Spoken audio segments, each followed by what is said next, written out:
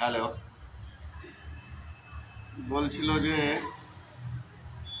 মানুষ চেনা কঠিন, কিন্তু খুব কঠিন নয়। সারাদিনের কাজে বোঝা যায়, আর কিছু কিছু জিনিস পড়লে বোঝা যায়। মানে পুরো হিস্ট্রিটা পড়ার দরকার নেই। মহাভারতের 3টে ক্যারেক্টারের কথা বলছি। একটা হচ্ছে দুর্যোধন। যখন মৃত্যুর কাছাকাছি, মানে শেষ সময় তার কথাগুলো শুনলে বোঝা যাবে মানুষ চেনা খুব কঠিন নয়।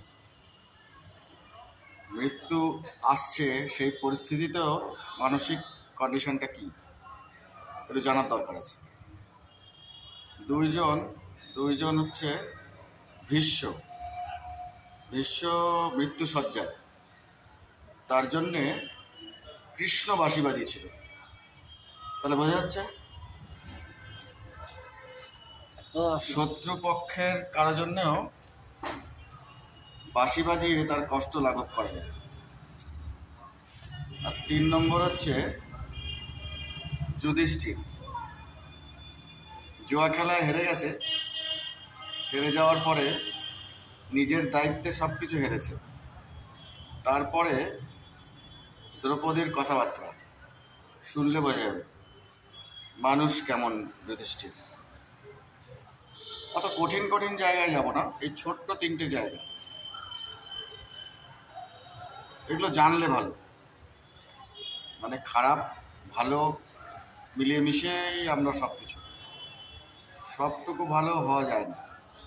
তারপরেও মানসিকতায় কি চলে সেইটা বুঝতে পারলে ভালো, তাহলে বোঝা যায়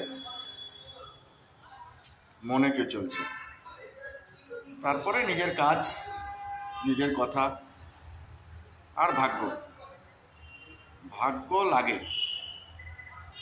ভাগ্য খারাপ থাকলে খুব অসুবিধের, খুব স্ট্রাগল, টিল ডেথ স্ট্রাগল হতে পারে। মৃত্যুর আগে কয়েকদিন ভালো থাকতে পারে, তবুও নিজের কাজে ব্যস্ত থাকলে ভালো। ব্যস্ত থাকাটা খুব দরকার। ব্যস্ত থাকলে অনেক কিছু থেকে মুক্তি পাওয়া যায়। ব্যস্ত থাকাটা দরকার। জেনে রাখা ভালো, মানুষ চেনা খুব কঠিন নয়, চেনাটা দরকার। নিজেকে চেনাও দরকার, নিজেকে না চিনলে হবে না। নিজেকে চিনতে হলে মানুষও চিনতে হবে, নিজেকেও জানতে হবে।